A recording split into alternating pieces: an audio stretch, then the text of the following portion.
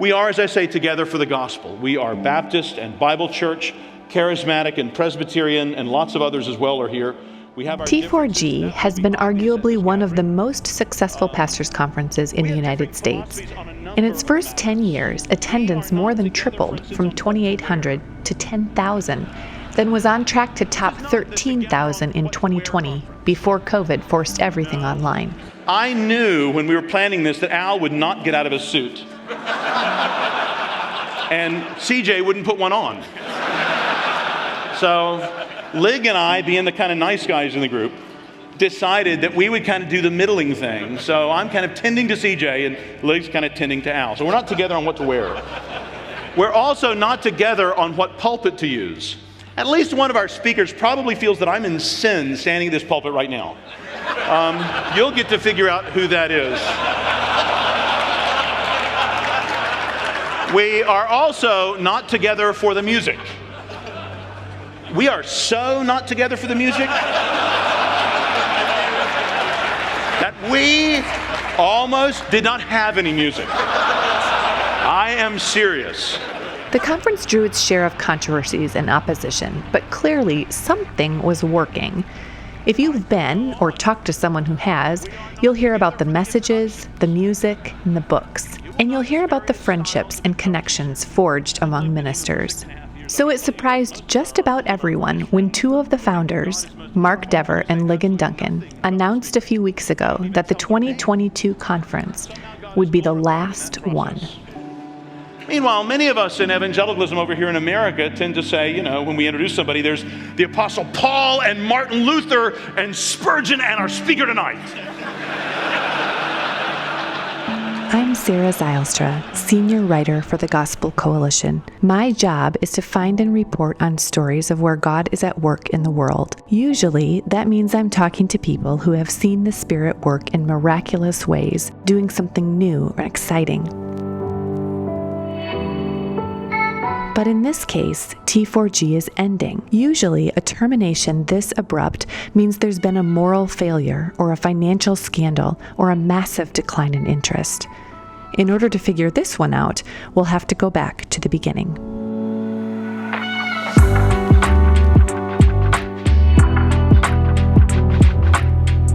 Sarah, I absolutely remember where I was when I first met Mark Dever. I first actually met Mark Dever on the phone. Ligon Duncan is the chancellor and CEO of the whole web of Reformed theological seminaries. But back in 1987, he was 26 years old and just beginning his PhD in Scotland at the University of Edinburgh. Ligon had a friend named Randall who was working on his graduate degree 5 hours south by train in Cambridge. Randall's church was without a pastor, and Randall asked if Ligon wanted to take the train down to fill the pulpit for a Sunday. Ligon said, sure. Said while I was there, he said, look, the guy you need most to meet in Cambridge is Mark Dever. He said, he is the Southern Baptist you. You've just got to meet this guy. And so Randall was saying the same thing to his classmate, Mark Dever. He was so sure they'd like each other that he asked Mark to give Ligon a call. Now, odds are you haven't talked to Mark Dever on the phone. So let me tell you, he's not the guy you call to pass some time while you're driving through Kansas. And normally I'm super brief on the phone. If I go over 40 seconds, that's a big deal. I like to get in, get out, I'm done. And so I called Ligon that day, and we must have talked for an hour or two on the phone. It was great. And it was a lot of things. One, obviously the warmth of Mark's personality and Mark's love. I'm really warm, Sarah, in case you can't tell. Very, very warm. Yeah. His intelligence, the range of interest that he had. And I loved his areas of theological expertise, the things that he was working on, I was interested in. I was a novice in a lot of those things, but I was interested in those things. And I knew. Well, he was also interested that a Baptist would be interested in these things, because the Southern Baptists he had known were not like this. Well, let me say, that was definitely one of the things, Sarah.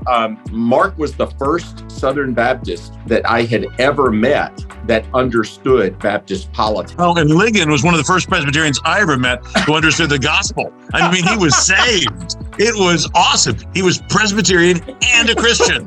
It was a great combo. Really made him stand out. As you can see, Randall was right.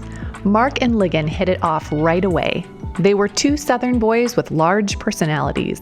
They both loved history and theology. For the next 3 years, while they worked on their degrees, they got together as much as they could. Anytime the church in Cambridge asked Ligon to preach, he did. The two went on trips together all over the UK, exploring British history, Scottish history, and church history. They geeked out together over stuff like the Canterbury Tales. Picture a 20-something Mark Dever sleeping on the floor of Lig Duncan's university dorm room. I'm spending a lot of time here on this friendship because I want you to know it was real. A lot of times we think of guys like John Piper and Tim Keller or Kevin DeYoung and Matt Chandler being friends, but sort of superficially. We know they know each other professionally. They chat in green rooms behind stages, or they put their names on the same causes. And a lot of times that's true. Even if you respect somebody and agree with them, that doesn't always mean you want to split a BFF necklace with them. But this friendship with Lig and Mark was a sleep on your floor, tease you about being 4 months older, dedicate books to each other kind of a friendship. It was legit. Mark had another legit friend that he thought Ligon would like. His name was Al Mohler, and they'd met a few years earlier when both were at the Southern Baptist Theological Seminary.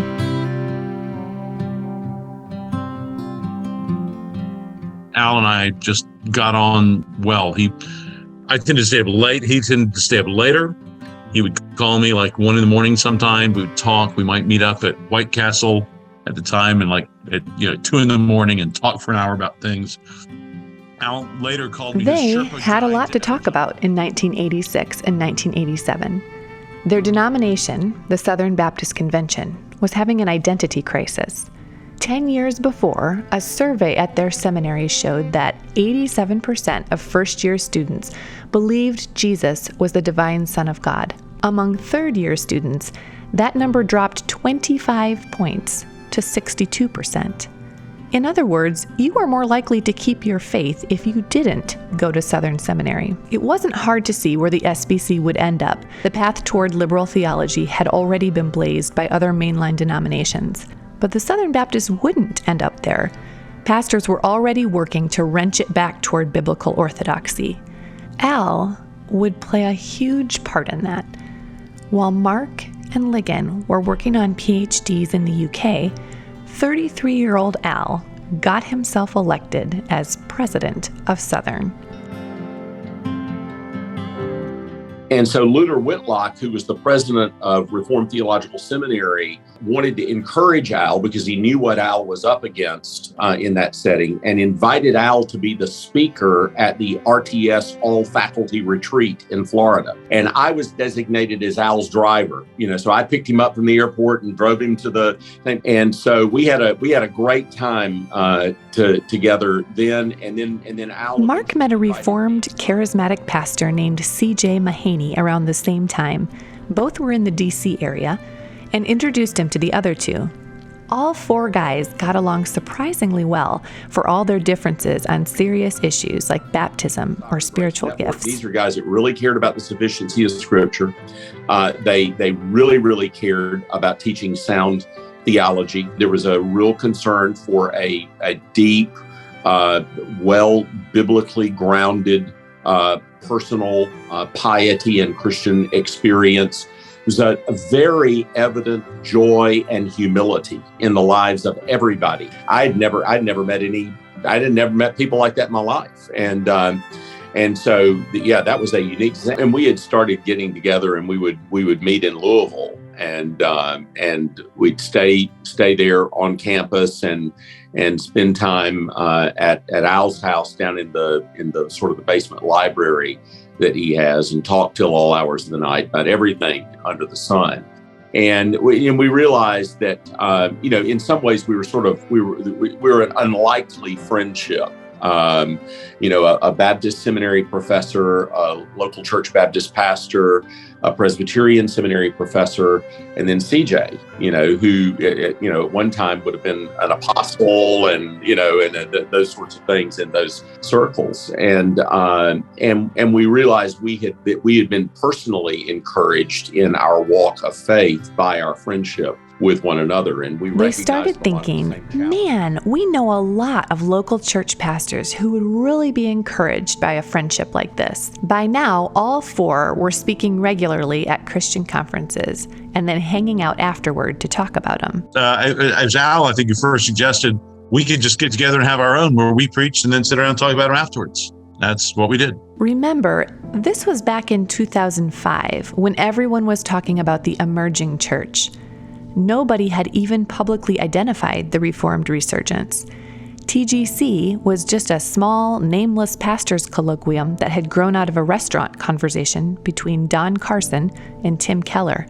Keller hadn't written The Reason for God yet, and Colin Hansen hadn't named the whole thing Young, Restless, and Reformed. Mark and I both thought nobody will want to come to this. Now, Al said, no, this will be big, because Al had been out there and he already sensed building what Colin Hansen would later call, the Young, Restless Reform movement or the Calvinistic resurgence or whatever label. He already sensed that happening out there amongst young Christians. And of course, it definitely broke surface in the people that were coming to T4G in those next years. But Mark and I didn't think much would come of it. And, I thought, we could all meet in a phone booth out back and do our conference. Of course, they couldn't really meet in a phone booth. So they reserved the Galt House Hotel in Louisville, which could seat 2,400. They invited their favorite Reformed preachers, John Piper and John MacArthur. And to their delight, R.C. Sproul invited himself. And then, since nobody was on social media yet, they put print advertisements in World Magazine and Christianity Today. The four friends had been around enough conferences to have opinions on how they wanted to do things. They knew they wanted to focus on pastors. After all, the whole point was to encourage friendships in what can be a lonely profession. They knew they wanted to be rock solid on doctrine and also serious about those secondary issues where they disagreed. And they knew they wanted to model those disagreements well with panel discussions among the speakers. They also wanted to stock pastors' libraries with excellent free books. That first year, they gave out 14 titles. Attendees had never seen that at a conference before, and in the future, they would know to bring along an empty suitcase just for books. And they wanted to sing, not in the manner of a praise and worship concert, but in the manner of a Puritan hymn sing. The only accompaniment they wanted was a simple piano.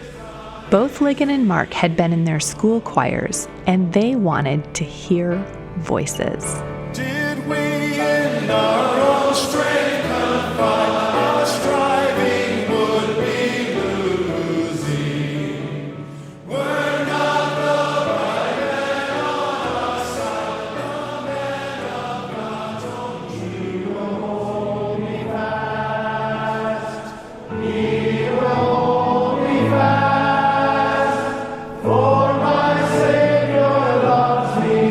The first T4G conference went really well. The 2,400 seats sold out, and another 400 were squeezed in. Matt Chandler was in the audience, as was David Platt, Kevin DeYoung, and Christianity Today editor Colin Hansen. I was surprised, and I was elated with the friendship. I mean, one of the things that happened, Sarah, is Mark would spend considerable time getting guys together at the conference. He'd ask, hey, anybody here from Athens, Georgia? And, 7 guys would stand up and he'd say, do you guys know one another? And they'd go, no. He said, well, brothers, these people are people that think like you. They're ministering in Athens. You need to get to know one another. You need to pray together. You need to support one another. And so if Mark Dever were a character in a Marvel comic, he would be the human Velcro. He knows everybody. He is always sticking himself to new friendships. At T4G, he got to stick ministry leaders to each other. The attendees loved it. They loved the books. They loved the singing, they loved the preaching, and they really loved the relationships. In 2008, at the second T4G, they came back and they brought their friends. Around 5,000 gathered in Louisville's convention center. 2 years later, 7,000 came. By 2012, T4G had moved to the Yum Center, home to Louisville's Cardinals basketball. By 2014, the conference was hitting 12,000 in attendance. Instead of asking people from Atlanta to stand up, T4G got creative. Once, attendees were brought into the main session state by state and asked to sit together, like at a national political party gathering. Once, those who came alone were asked to stand up so other guys could see who to include in their group. And sometimes Dever organized gatherings during breaks or meal times for geographic regions. T4G's Canadian group was the largest gathering of Canadian evangelical pastors anywhere in the world. But here's the thing about friend groups. The bigger they get and the longer they last, the trickier the relationships. When Al and Ligon signed the Manhattan Declaration in 2010, which joined with the Eastern Orthodox and the Roman Catholics to oppose abortion, support heterosexual marriage, and support religious liberty, R.C. Sproul objected to that extension of Christian unity. In 2014, C.J. Mahaney didn't appear on the T4G stage. A former youth pastor at his church had just been convicted of abusing 3 boys, and the speculation on how much CJ knew and when was being debated in civil court cases. CJ was back in 2016, then withdrew again in 2018. The speakers of T4G had to process their rifts privately to remain friends on stage. They were serious about it. Outside of the conference, they invited each other to speak at their own churches and conferences. Before each T4G, the speakers met for 3 days to talk and pray and work on their friendships. At T4G, they ate together, sat together, listened to each message together, and then talked about them together. Well, whenever we wanted to add a new speaker, it was a big deal because it was like injecting something new into that fairly tight fellowship. And so whether it's, Thabiti or Kevin DeYoung or David Platt or Matt Chandler, whoever it's going to be, that's going to cause its own stresses and strains. Because, Mark and Lig and Al and CJ are one thing, but then every circle you get further out, there are going to be more variables in how somebody processes somebody else's public ministry and what it means for them to be publicly associated with that person. So pretty much every T4G was an act of God. I don't think people understand. It takes a lot to stay together for the gospel. It's one thing to be together for the gospel. It takes a lot to stay together for the gospel, because no minister can predict what's going to happen in his congregation, and no minister can predict what is going to happen in his denomination, and no minister can predict what impact that's going to have on his relationship with other ministers. Look, as hard as it has been to go through some of the things that different members of the group have gone through in terms of controversies in their own background, that's real life, right? If you're going to be friends with other ministers, they're going to be involved in serious controversies and issues in local churches.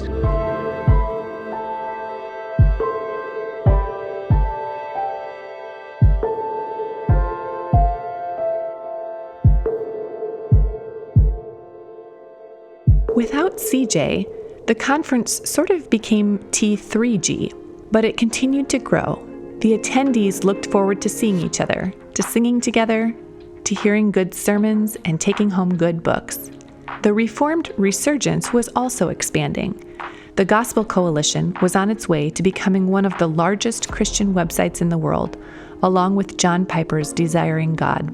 Tim Keller published the best-selling The Reason for God and became a household name, at least in many Christian households.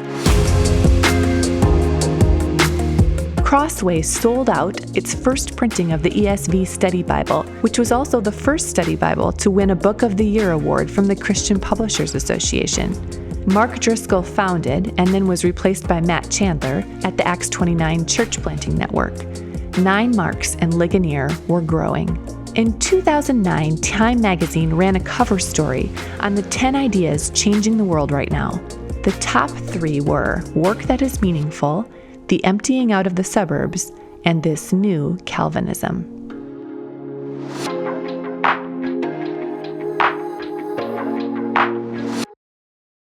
So this kind of thing is actually happening all around the world. That was very new to people in 2006. Now, in 2021, all sorts of other things have popped up since T4G. You have a TGC that's doing a conference. You have you have other organizations that are bringing together folks that are committed to the doctrines of grace. So the conference landscape is dramatically different than it was in 2006. There was no Keith and Kristen Getty Sing conferences going on in 2006. But that's not the only thing that's different today. Since the first T4G, America has logged onto social media and started carrying around smartphones. The country began wrestling with the rise of mass shootings and police violence against Black men. The economy boomed, then busted, then boomed again. We elected Barack Obama, Donald Trump, and Joe Biden. Just in the past year and a half, we've sheltered in place, taken masks on and off, and fought about vaccines. Political polarization is sharp and statistically measurable. The Reformed resurgence is splintering too. Sproul died in 2017.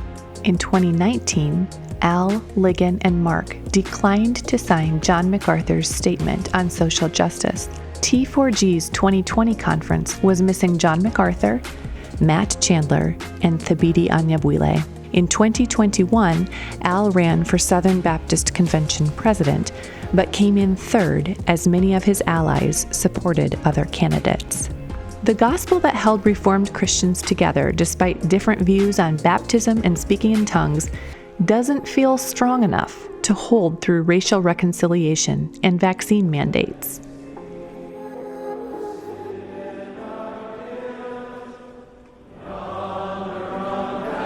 And then it's just a different climate. 2006 was a time of coming together. 2021 has been a time of things coming apart. And people that once walked together are not walking together. And groups that weren't once fellowshiped together are not fellowshipping together. And so it's a very, very different dynamic in 2021 than it was in 2006. A few weeks ago, Al told his friends, Lig and Mark, that he needed to step away from T4G. He hasn't spoken publicly about his decision, but he told Christianity Today, each of us faces questions of urgency and priority in life and ministry. At this stage in my life, I need to concentrate on helping the SBC and working on some important new priorities, including world opinions. They could have kept going without him. There are plenty of pastors to fill the stage. But T2G doesn't have the same ring to it, and so they made the decision to close down the conference. Yes, it's true that there are some partnerships that are harder or that just are not going to happen right now. But there are still a lot of partnerships that do happen, and some that happen quietly, where people realize, we may disagree on how to, respond to this COVID mandate. I may go around with it. I may go along with it. I may civilly disobey it. I may sue over it. But still, that does not affect the gospel. I think these are challenging times that the Lord is using, among other things, to help remind us how the gospel is supreme and help us in a Galatians way kind of clarify exactly what it is we have to hold in order to be following Christ. And in that sense, I think we trust the sort of adverse circumstances as his discipline of us and as intended for our good. When the band breaks up, you can get nostalgic. You can bet there will be a lot of reminiscing and throwbacks at the final conference planned for April 2022 in Louisville. Ligon's sermon about Elijah is definitely, I think, the sermon out of all of the messages given at T4G over the 10 or 20 years. I think I hear more references to that message that Ligon gave than to any of the other messages. I still remember Mark's opening introduction to the whole thing at the first T4G, where he talked about how we were not together and how we were together. And it was funny, but it was serious. And I really think it was one of those moments where everybody there went, yeah, right. That's what's actually going on here. That was very important for me. There have been a lot of messages. David Platt's first message on missions, that was a very powerful message for me. Praying for Matt Chandler in the wake of his cancer was something that I will not forget, because we didn't know how long Matt was going to live. When John Piper stood up and said, I am amazed that I am still a Christian, as the opening line of one of his sermons. And the emphasis was, what power does it take to keep you a Christian? And the answer was, the same power that it took to raise Jesus Christ from the dead is necessary to keep you a Christian. And, so I could give you 100 things like that has ministered to me through the preaching of my brothers there at T4G, that, they'll just never leave my heart.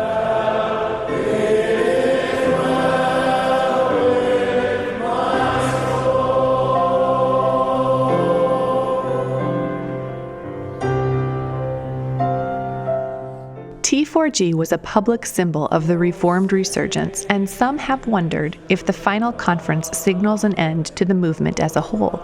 After all, as Colin Hansen will tell you, the way you know something was a revival is that it eventually comes to an end. But Ligon and Mark, who work all over the world, aren't worried about that. I just got back from Brazil and the Fiel conference, where thousands of people gather the same sort of way. Baptists and Presbyterians and Bible church guys and others from around Brazil, and one of the largest Catholic countries in the world with a massive Pentecostal presence, and they're all about Reformed theology as well. So this kind of thing is actually happening all around the world. It's easy to see how the fruit of T4G will outlast the conference itself. Those free books have informed thousands of sermons already. The singing has shaped the way hundreds of congregations worship, and the friendships have opened up and strengthened all sorts of ministry opportunities. A lot of guys came to T4G, especially in the early years, feeling like, there's nobody left but me, God. And they came away with the Lord saying, there are 7,000 who have not yet bowed the knee to Baal. And that, I think that's important. After the very first T4G, I was standing in the airport in Louisville, getting ready to board my flight to get back to Jackson, Mississippi. And there was an Episcopal priest from New Jersey who was in the diocese where the bishop was John Shelby Spong. And that Episcopal priest said, I came here this week having already written my resignation letter to put on the vestry docket for when I got back. And having been here for these 3 days, I've decided I'm going to go on and try and be faithful in ministry in my little parish. And I could tell that story over and over and over, where guys came at the end of their rope. And they went back saying, I'm going to go back and I'm going to be faithful, and I'm going to do my ministry in my local church. And I hope that legacy will linger long. We do need continuing encouragement. And thankfully, there are lots of places to look for that encouragement.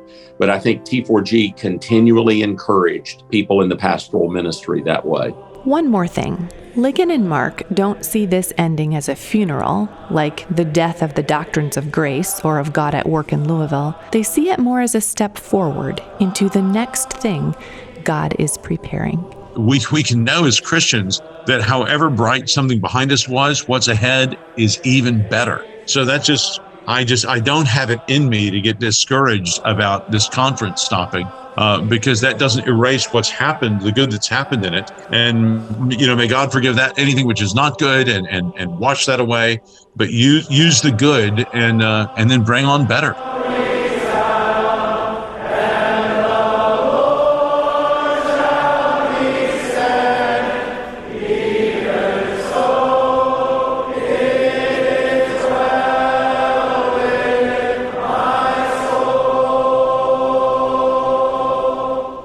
This is Sarah Zylstra.